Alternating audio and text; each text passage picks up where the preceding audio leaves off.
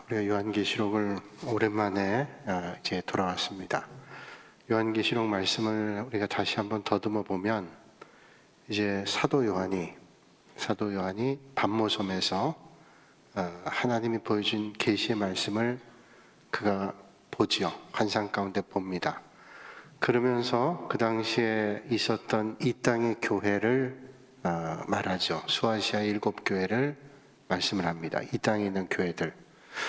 3장까지의 말씀에 이제 수아시아 7교회에 대한 말씀을 나누고요.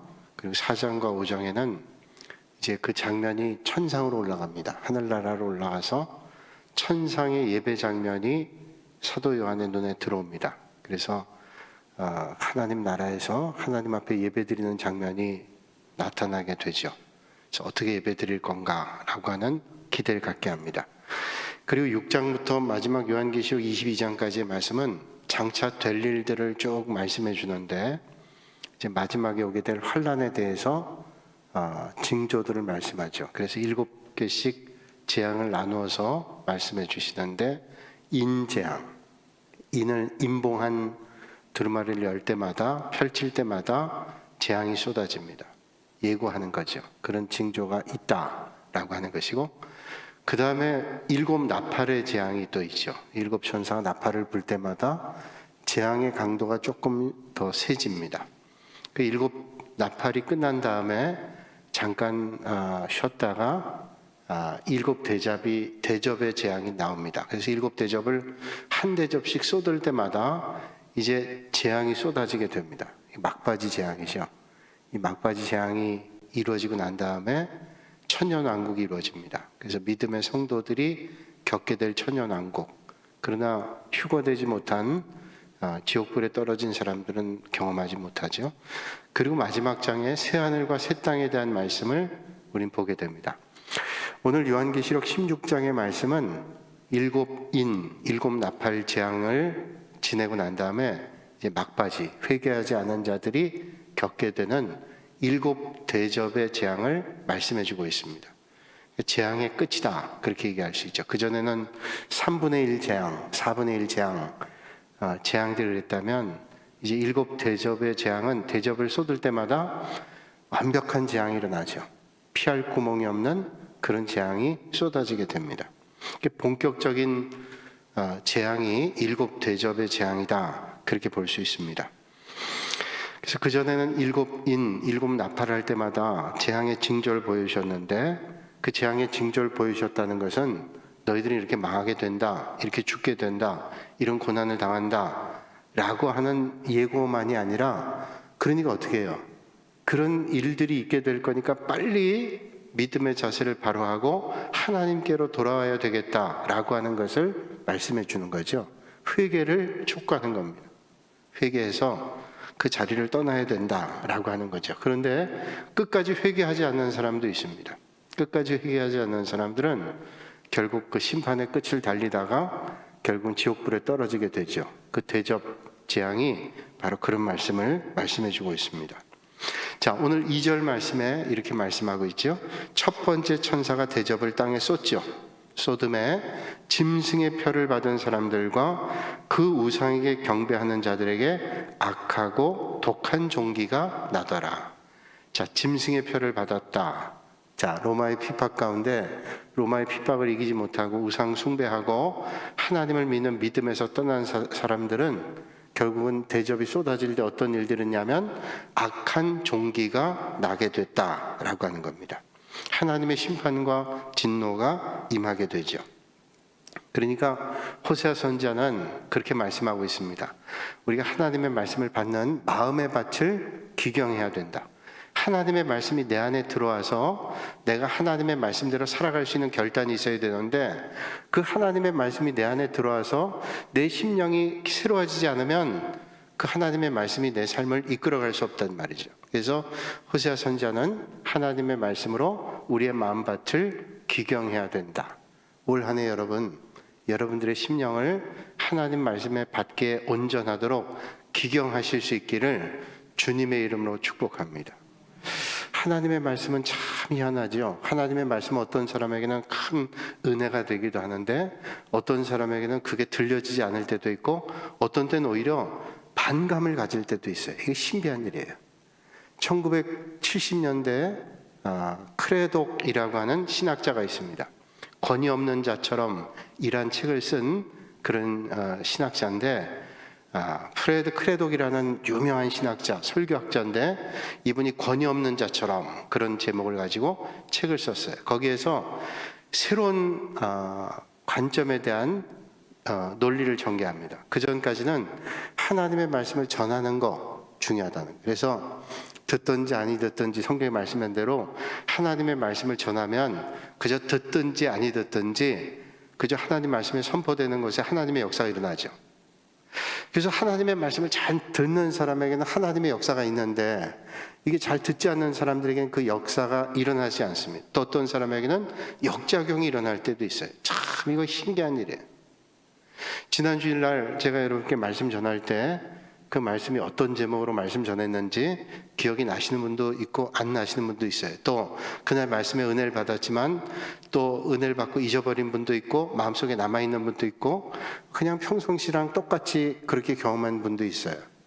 네, 지난 주일날은 아마 은혜 받은 분들이 조금 더 있는 것 같아요. 왜냐하면 저한테 문자 보내준 분들이 있는데 한 분이 그러시더라고요. 지난 주일날 예배 드렸는데 그 고난이 기쁨된 이유에 대해서 말씀드리면서 시작부터 끝까지 계속 눈물 훔쳤대요. 그 말씀을 저한테 문자를 보내주셨으니 제가 알겠죠. 그래서 시작부터 끝까지 눈물 훔치면서 큰 위로가 되고 힘이 됐다고. 그 말씀을 제가 문자로 받아 들으니까 큰 위로가 되고 힘이 되고 또 격려가 된 거 사실입니다.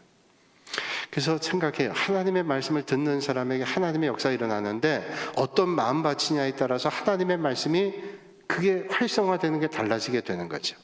제가 아까 프레드 크레독이라는 분 말씀했는데 그 전까지는 그저 하나님 말씀을 전하면 하나님의 말씀은 살아 운동력이 있기 때문에 사람에 따라 반응이 일어나게 된다라고 하는 거죠. 근데 프레드 크레독이라는 사람이 1970년에 뉴 호밀레틱스라고 하는 걸 강조했는데 호밀레틱이라고 하는 건 설교학입니다. 뉴 호밀레틱이라는 말은 뉴 호밀레틱 무브먼트를 얘기해요. 그 말은 새로운 설교학 운동. 제가 설교학 전공했는데 설교학에 있어서 아주 중요한 획을 긋는 사건인데 이때부터 뭘 강조하냐면 듣는 사람들을 강조합니다. 그전엔 하나님 말씀을 전하기만 하면 돼요. 근데 이제는 하나님 말씀 전할 때 어떻게 들려지게 할까? 그래서 들려지게 하는 설교를 해야 된다라고 하는 고민을 하기 시작했어요. 저는 그분의 책을 읽으면서 감동을 많이 받았습니다. 그렇지. 하나님의 말씀은 틀림없는 하나님의 말씀이에요. 근데 그 하나님의 말씀이 들려지지 않는다면 그래서 듣는 사람의 심령에 변화가 일어나지 않고 반응이 일어나지 않고 하나님의 역사가 일어나지 않는다면 그러면 효과가 떨어지는 거잖아요. 그래서 그런 고민을 하는 거죠.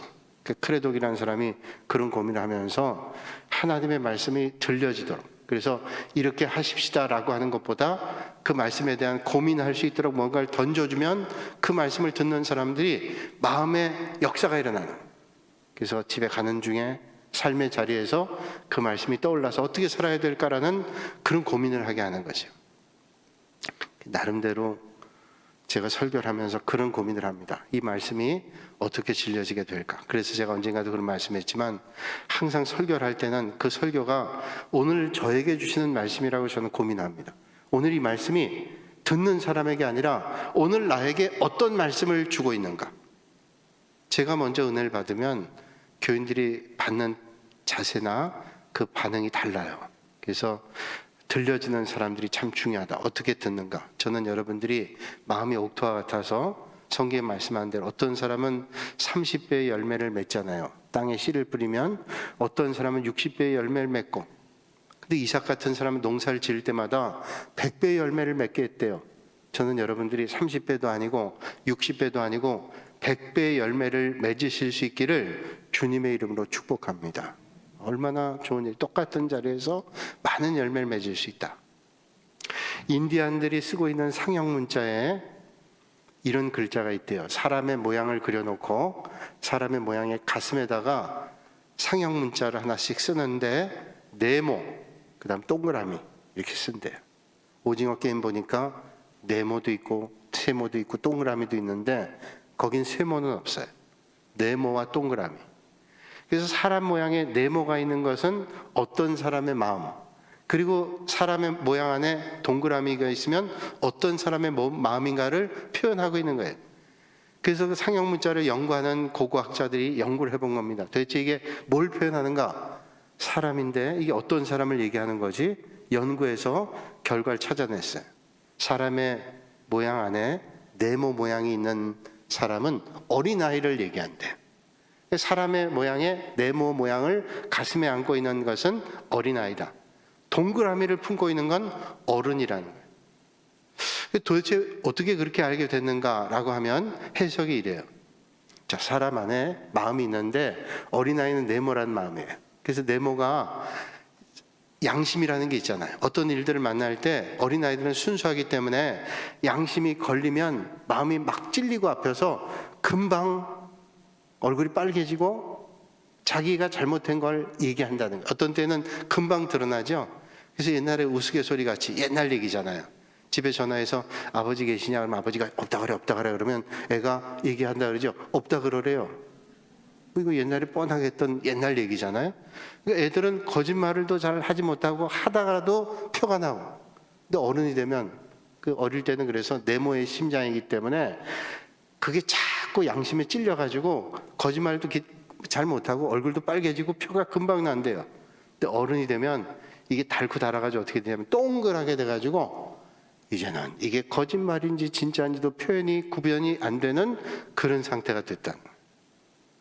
그러니까 그때는 어떻게 해요? 우리의 심령밭을 자꾸 기경하지 않으면 안 돼요. 그래서 여러분, 중국에는 복음 전할 때 16세 이상 아이들에게는 복음 전할 수 있어요. 그런데 16세 이하는 복음을 절대로 전하게 안 되어 있습니다.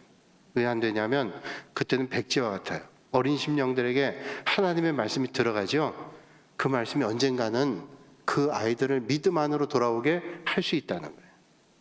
여러분, 우리가 주일학교에서 어린 심령들에게 말씀을 전한다는 게 얼마나 중요한 일인지 몰라요. 어릴 때 배웠던 그 말씀이 평생을 가고 있는 거예요. 저도 주일학교 때 들었던 말씀들이, 선생님께 듣고 목사님께 들었던 말씀들이 오랫동안 기억이 나요. 신학을 공부하면서도 그게 잘 없어지지 않더라고요. 그러다가 몇 번을 보면서 아이고 그때는 선생님이 이거 잘못 가르치셨구나, 그걸 알게 됐어요. 그런데 그거 한번 지워지기가 쉽지 않아요. 그래서 어린아이의 심령에 하나님의 말씀을 바로 심는다는 게 얼마나 중요한 일인지 몰라요. 그래서 우리의 마음밭을 날마다 기경해서 주님의 말씀이 들어가도록 그렇게 해야 된다. 그런데 첫 번째 대접을 쏟으니까 어떤 사람들이 어려움 당하는가 하면 짐승의 표를 받은 사람들과 우상에게 경배한 자들은 악하고 독한 종기가 나타났다고 오늘 성경은 말씀하고 있습니다. 우리 마음의 땅을 기경할 때는 하나님이 주시는 회복과 은혜가 있죠. 그 개인이든 국가든 민족이든 가정이든 땅이 고침받으려면 회개하고 하나님 앞에 돌아와야 돼요. 그런데 마음밭이 기경되어 있지 않으면 딱딱하면 성경에 말씀한 대로 돌짝밭 같고 가시덤불 같고 그러면 하나님의 말씀이 거기서 싹을 내질 못해요. 살아나질 못합니다. 근데 기경한다는 건 뭐예요? 회개하고 하나님의 말씀 앞에 나를 자꾸만 노출시키고 그러면서 우리가 새로워지게 되는 거죠. 그러니까 여러분, 우리가 공부하는 것도 한 번 보는 거, 책을 2번 보는 거 다르잖아요. 우리가 하나님의 말씀도 한 번 듣는 거 다르고 2번 달라요. 올해 시작하면서 베델로 올라가자 그러니까 어떤 분들은 그래, 베델로 올라가는 게 뭐냐, 예배 한 번 드리는 걸 내가 한 번 더 드리자, 주일 예배 한 번 드리는 걸 2번 드리고, 내가 한 번 드렸다면 찬양 예배도 드리고, 또 찬양 예배까지 드렸다면 수요기도도 드리고, 기도 내가 10분 했다면 20분 하고 조금씩 더 하는 거예요. 그러면 믿음의 근력이 생겨서 나중엔 조금씩 늘어나게 되죠. 그러면서 하는 말씀들이 어떤 말씀인가 하면 하나님의 말씀을 첫 번 들을 때하고 2번 들을 때가 또 다르대요. 은혜가. 그건 틀림이 없죠. 하나님의 말씀이 내 안에 들어와서 살아 운동력이 있기 때문에 자꾸 내 마음 안에서 활동하기 때문에 그래요. 그래서 그 말씀이 내 안에 들어오면 역사가 일어나게 되는 것이죠. 오늘 여러분 말씀이 여러분의 심령밭에 떨어져 가지고 살아 운동력 있는 하나님의 역사가 일어나서 여러분의 삶의 자리가 날마다 은총 안으로, 은혜 안으로, 하나님의 말씀 안으로 들어오실 수 있기를 주님의 이름으로 축복합니다. 근데 회개하지 않고 하나님을 떠나 거역하는 삶에는 결국 진노가 임하죠. 오늘 말씀 보니까 대접을 싹 쏟으니까 짐승에 표받은 사람들, 그리고 우상에게 경배한 사람들은 악한 독종, 독한 종기가 생겨나게 됐다라고 하는 겁니다. 자, 우상에게 경배했어요. 짐승의 표.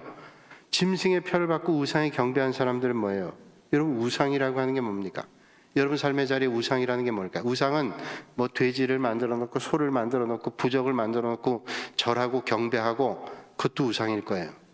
근데 그것만이 우상이 아닌 거 우린 잘 알고 있죠? 우상이라고 하는 게 어떤 때는 물질일 때 있습니다. 내 인생에 있어서 가장 중요한 거, 그것도 하나님보다 더 중요한 것은 우상입니다. 뭐든지 여러분 삶에 있어서 여러분을 움직이게 하고 여러분에게 가장 큰 영향을 주는 게 하나님이어야 되는데, 여러분에게 하나님보다 더 영향을 주는 게 있다면 그게 우상이에요. 그 주님께서는 그게 물질이라고 말씀하죠. 대체로 물질입니다. 그래서 두 주인을 섬길 수 없다고 주님 말씀하잖아요. 하나님과 물질을 함께 섬길 수 없다. 그 말은 이 세상에서 물질이라는 게 그렇게 영향력이 있다는 거예요. 영향력이 있다는 거죠. 근데 여러분, 난 물질에 대해서는 괜찮아. 하나님 내 먼저지 라는 게 분명해요. 그런데 어떤 때는 내가 하나님보다 더 따르는 우상 같은 것들이 있어요. 그렇다면 그건 문제예요. 자, 어떤 때는 자식이 우상될 때 있어요. 자식 앞에서는 벌벌 떱니다. 하나님보다 자식이 먼저예요. 내가 그렇게 인정하고 싶지 않아도 내 선택하고 결정하는 모든 것이 하나님보다는 자식 우선으로 해요. 그러면 나도 모르는 사이에 자식이 우상될 가능성이 상당히 많습니다. 또 내 고집이 하나님 말씀보다 먼저 한다면 그 고집이 우상될 가능성이 상당히 많아요. 내 자존심 절대로 못 꺾고 하나님 말씀도 나는 자존심 앞에는 아무것도 아니야, 그렇게 말은 하지 않아도 여러분 선택할 때 하나님의 말씀에 따른 선택이 아니라 내 자존심과 고집에 따른 선택을 한다면 그건 여러분 안에 이미 그것이 우상이 됐을 가능성이 상당히 많다는 거예요. 그러니까 여러분, 우상은 물질이든 명예든 권세든 하나님보다 먼저 되는 것이 있다면 그게 우상입니다. 하나님보다 더 소중하게 여기는 게 있다면 그게 우상이라는 거예요. 예수님께서도 일찍 그런 말씀하셨죠. 요한복음 21장 15절 이하에 이제 디베레 바닷가에서 부활하셔서 나타나셔서 제자들 앞에 나타납니다. 그때 예수님을 부인했던 베드로가 고기를 잡고 있었는데 한 마리도 잡지 못했어요. 그때 예수님께서 베드로에게 와서 말씀하시죠. 네가 나를 사랑하냐 묻습니다. 그것도 3번씩이나. 우리가 잘 알고 있는 말씀이에요. 한 번 말씀하면 좀 피할 만한데 네가 나를 사랑하냐 3번씩 묻는 거예요. 근데 그냥 네가 나를 사랑하느냐, 제가 여러 번 말씀하지만 아가파스메 그렇게 물어봐요. 아가페 사랑으로. 아가페 사랑 조건 없는 하나님의 사랑이잖아요. 사람이 아가페 사랑으로 주님을 사랑할 수 있는 사람이 얼마나 되겠어요? 헬라어 원어를 보면 우리말로는 다 똑같이 사랑이라 표현하지만 베드로는 그래도 정직해요. 주님께 필로세 그렇게 얘기합니다. 필로세는 당신을 그렇게 얘기해요. 예수님께서 아가파스메 나를 아가파스 사랑하느냐 물었는데 베드로는 필로세 세 당신을 나는 사랑하는데 어떤 사랑으로? 필리아의 사랑으로 사랑합니다. 필리아의 사랑은 뭐예요? 우정 같은 사랑이에요. 그러니까 인간의 사랑입니다. 나는 아가페 사랑으로는 주님 사랑하지 못하고 필리아의 사랑으로, 인간의 사랑으로 주님 사랑합니다. 그럼 주님께서 야, 이 부족한 놈아, 너는 그 정도밖에 못하냐? 그렇게 말씀했다면 베드로는 회복되지 못했을 거예요. 주님은 우리의 연약한 마음을 압니다. 여러분, 우리가 사랑할 때 정말로 아가페 사랑을 가장 닮은 사랑이 누굴까요? 아마도 아가페 사랑을 가장 닮은 사람은 어머니 사랑일 거예요. 어머니의 사랑, 그 다음에 아버지의 사랑. 어머니 사랑은 한 90, 아버지의 사랑은 10. 어머니 사랑이 가장 아가페 사랑을 닮았을 거예요. 왜? 자기를 놓아줄 정도의 사랑이죠. 근데 주님은 아가페로 사랑했는데 베드로는 필로스 했단 말이에요. 그럴 수밖에 없어요. 그 주님 아셨어요. 그런데 세 번 다 베드로는 아가파스메라고 주님께서 물으실 때 필리아의 사랑으로 사랑합니다 고백했어요. 그런데 주님께서 그거 가지고 나무라지 않았습니다. 주님께서 가장 중요한 말씀을 하는데 그때 베드로에게 뭘 얘기하시는가 하면 이 사람들보다 나를 더 사랑하느냐 물었어요. 이 사람들보다 프레이온 투토란 말이에요. 프레이온 투토란 말은 지시대명입니다. 이것들보다, 이 사람들보다 중성도 되고 남성도 돼요. 그러니까 여기는 이 사람들보다, 네가 사랑하는 어떤 것들보다, 중성명사로 하면 어떤 것보다도 나를 더 사랑하느냐. 그러니까 여기 많은 사람들이 있는데 어떤 사람보다 네가 나를 더 사랑하느냐, 네가 사랑하는 어떤 것보다 나를 더 사랑하느냐 라고 프레이온이란 말은 비교급이에요. 그러니까 베드로에게 주님께서 촉구하는 게 뭐냐면 네가 필리아 사랑인지 내 알아. 그러나 그 사랑이 이 세상의 어떤 것보다 나를 더 사랑해야 된다. 어떤 사람보다 나를 사랑해야 된다. 이 말은 뭐예요? 우리가 하나님보다 더 사랑해서는 안 된다는 거죠. 여러분, 우리가 믿음의 길 걸어가면서 먼저 하나님을 사랑하실 수 있는 여러분들이 되시기를 주님의 이름으로 축복합니다. 하나님을 사랑하면 관계가 올바라지기 때문에 나머지는 자연스럽게 되는 거예요. 주님께서 성경의 비밀을 다 말씀해 주시잖아요. 먼저 하나님의 나라와 하나님의 의를 구하면 그 뭐예요? 먼저 하나님을 사랑하면 세상의 모든 것을 더해 주신다는 거예요. 우리가 통한다는 게 뭐예요? 하나님과 소통이 이루어지고 하나님과 영적 교류가 이루어지는 그 소통의 가장 중요한 게 뭐냐면 하나님과 관계가 올바로 되는 거죠. 그러면 그게 뭐냐? 하나님과 소통되고 그러면 세상의 일들은 더불어 잘 되는데 그게 먼저입니다. 하나님을 먼저 하면 항상 세상에 더불어 되는데 우리가 불통이 되고 안 되는 일이 뭐냐면 하나님을 먼저 하지 못하기 때문에 거기에 문제가 딱 맞닥뜨리는 거예요. 자, 제가 이렇게 말씀하지만 저는 그런 일이 없겠어요? 그런 몸부림을 치면서 하는 거죠. 우리가 하나님의 말씀은 하나님을 먼저 해야 되는데 세상 것을 먼저 하다 보니까 어떤 때 눈에 보이는 거 먼저 하다 보니까 이게 안 되는 거예요. 근데 주님 말씀하시죠. 먼저 하나님의 나라와 하나님의 의를 구하라. 그리하면 너에게 모든 것을 더하시겠다. 먼저 하면 모든 걸 더하시는데 우리 모든 걸 쫓아가다 보니까 먼저를 놓치게 되는 거예요. 베델로 올라가는 게 뭘까요? 바쁜 일도 있고 분주한 일도 있고 그래요. 그러나 먼저 베델로 올라갑니다. 올 한 해 어떤 일이 있어도 예배 자리를 먼저 하고 기도의 자리를 먼저 하고 하나님 바라보는 자리를 먼저 하는 거예요. 주님의 일은 항상 먼저 하지 않으면 절대로 안 됩니다.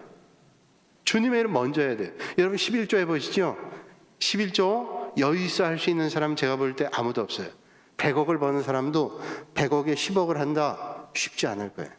100만 원 버는 사람이 10만 원, 그거 쉽지 않지만 100억 버는 사람이 10억 하는 거 쉽지 않을 거예요. 제가 서울에서 목회할 때 80 넘으신 어르신인데 그때는 80 넘으신 어르신이 지금 따진다면 100살이 넘은 것 같은 느낌이에요. 근데 그분이 아주 좋은 대학을 나왔어요. 그 옛날에. 그래서 자기 동창들이나 후배들이 쟁쟁한 사람이 많아요. 근데 자기 선배님이 부동산을 하고 있으니까 옛날엔 부동산이 지금처럼 부동산이 아니에요. 복덕방이에요. 그분이 이제 연세 많으시니까 복덕방 하셨는데 그 복덕방에다 후배가 대학 후배예요. 존경한 선배였던 것 같아요. 그러니까 복덕방에다가 빌딩을 좀 팔게 내놨어요. 아니 복덕방에다 빌딩 매매를 내놨어요. 그래서 빌딩을 팔아가지고요. 그 빌딩 판 그 수수료가 엄청났어요. 그러니까 그 엄청난데 그 수수료에 대한 11조를 뗀다라고 하는 게 그분에게 쉽지 않잖아요. 그런데 그분이 그 수수료 결정되고 난 다음에 11조를 갖고 왔어요, 저한테. 그래서 교회에다 하시죠. 그랬더니 목사님 제가 마음 변합니다. 마음 변해. 주일까지 가면 마음 변해요. 그래서 거기서 써가지고 교회에 헌금했어요. 여러분, 우리가 하나님의 나라를 먼저 해야 이게 소통이 이루어져요. 11조 많이 버는 사람도 11조가 쉽지 않습니다. 먼저 해야 돼요. 하나님의 나라 먼저 해야 됩니다. 우리가 기도하는 것도요, 먼저 해야지 나중에 하지 못해요. 기도도 먼저 해야 됩니다. 예배도 먼저 해야지 예배가 먼저 드려지지 나중에 절대로 안 됩니다. 묵상도 먼저 해야지 되지 나중에 시간 되면 한다? 절대로 못해요.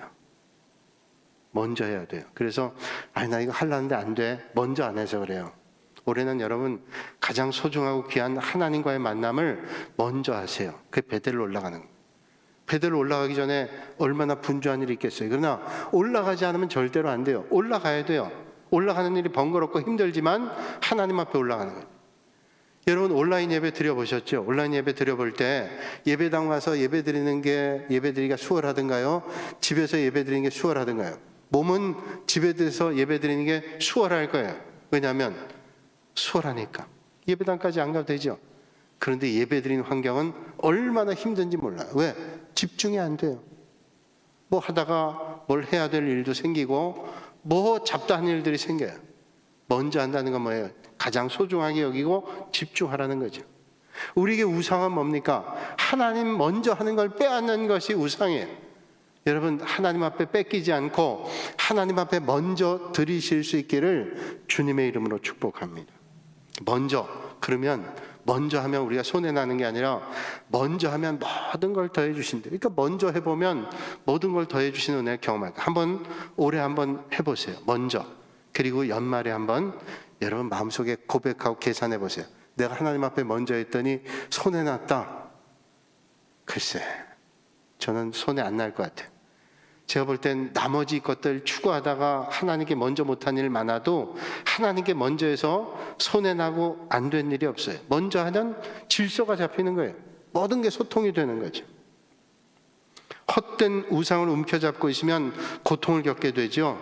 그래서 내가 움켜잡고 있는 헛된 우상이 여러분 뭘까요? 그걸 붙들고 있는 동안 내 영혼은 이미 독한 종기에 시달리고 있는 거예요. 그 헛된 걸 붙잡고 있는 순간 우리는 독한 종기에 붙잡혀 있는 거예요. 어떤 어린아이가 길을 가다가 동전을 주었답니다. 오는 길에 또 동전 주었어요. 이 책에서 본 얘기. 근데 이 동전 준 애가 그 동전을 준 다음부터는 계속 땅바닥만 보고 다닌대요. 왜 그럴까요? 동전 또 있나. 근데 이해가 돼요. 여러분 돈 줘보셨나요? 얼마나 줘보셨나요? 제가요 계산해보니까 한 35, 6년 된 것 같아요. 제가 교육전사 할 때인데 그때 이제 저희 애가 그때 애가 있을 때니까 30년, 한 32년, 30년쯤 됐겠네요. 그러니까 걔가 어릴 때니까 치킨을 먹자 그래가지고 그때도 프라이드 치킨 같은 게 있었어요. 프라이드 치킨 사러 갔는데 그때 제 기억에 프라이드 치킨이 몇천 원 했던 것 같아요.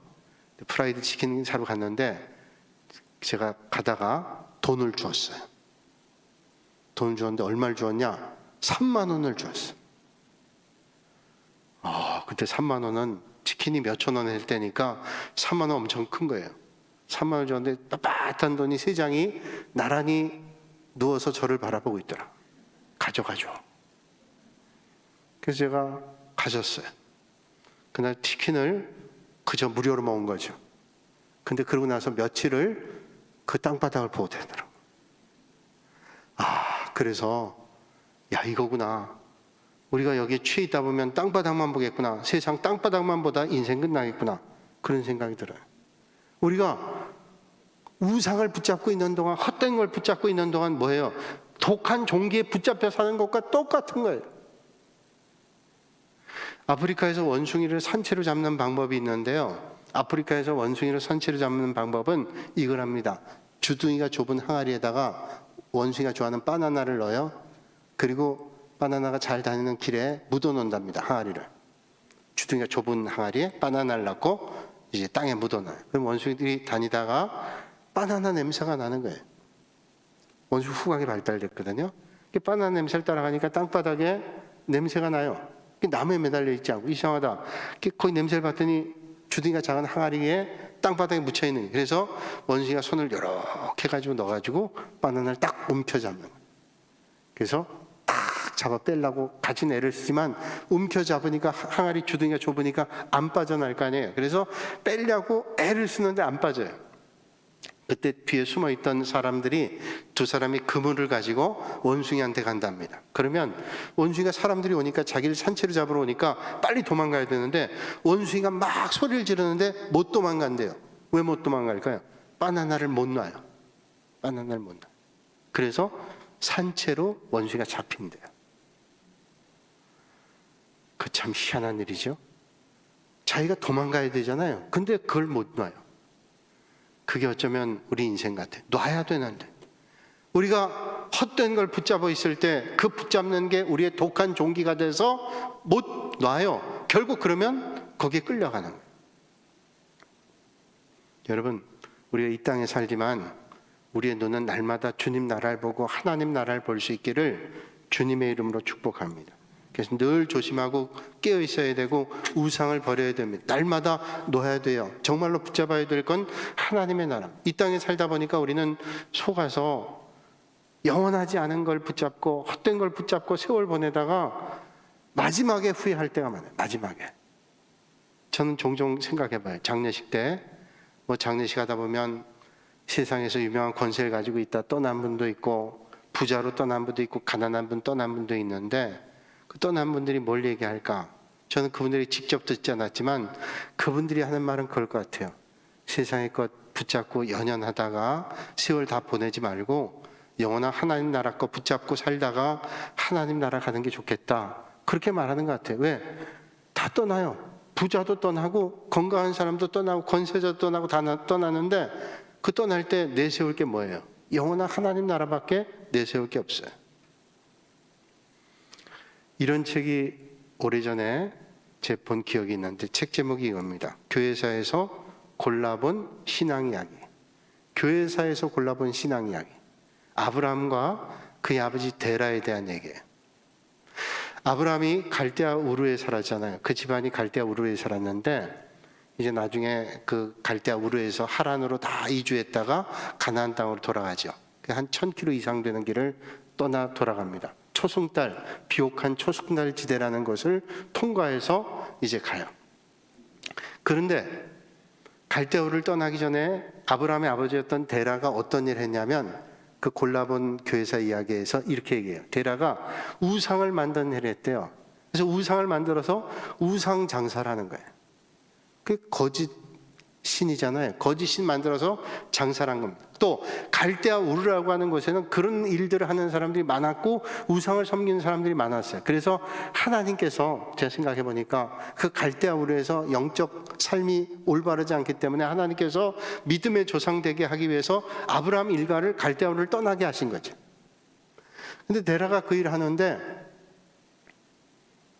아브라함은 그게 올바르지 않다고 생각한 거예요. 아버지가 하는 일을. 아버지가 한 번은 출타하게 된 겁니다. 출타하게 되면서 아브라함에게 그렇게 얘기했대. 너 여기 만드는 우상들 쫙 전시해 놨는데 우상 파는 장사하니까 이거 잘 보관해둬라.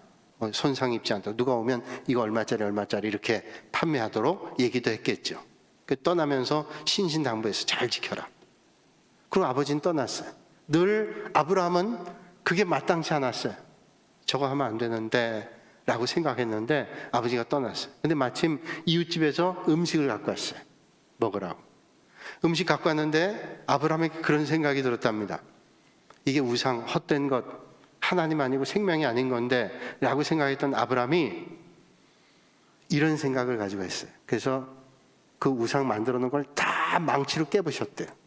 깨부시고 가장 큰 우상에다가 망치를 묶어놓고 똘똘 말았대요. 묶어놨답니다. 그리고 옆집에서 가져온 음식을 다 흐트러 놨어요. 그리고 한 얼마 뒤에 아버지가 왔어요. 아버지가 보니까 자기 집에 다 전시해 놓은 우상들이 다 깨지고 커다란 우상 하나 망치가 뚫뚫 막 이렇게 감아진 채로 있는 거예요. 그래서 깜짝 놀래가지고 음식은 쏟아져 있고 아버지가 물은 겁니다. 이게 도대체 무슨 일이냐 그랬더니 아브라함이 얘기한 거예요. 아버지가 떠나신 다음에 옆집에서 무슨 일인지 음식을 갖다 주셨습니다. 그래서 음식을 여기 있는 신에게 드시라고 놔뒀더니 이 우상들이 다 일어나가지고 서로 먹겠다고 싸우고 망치질하고 그러다가 가장 힘센 신이 다 깨부시고 자기가 다 먹다가 이렇게 엎어뜨려가지고 이러고 있는 거라. 데라가 그러니까 야 이놈아 이게 우리 진흙으로 만든 건데 이게 무슨 힘이 있냐?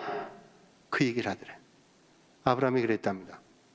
아버지 아무 힘도 없는 걸 가지고 내다 팔면 되겠어요? 그래가지고 아버지가 깨달음이 있어서 갈대아 우르를 떠났답니다. 이거 성경에 나온 얘기 아니에요. 그런데 어떤 분이 이런 걸 썼어요.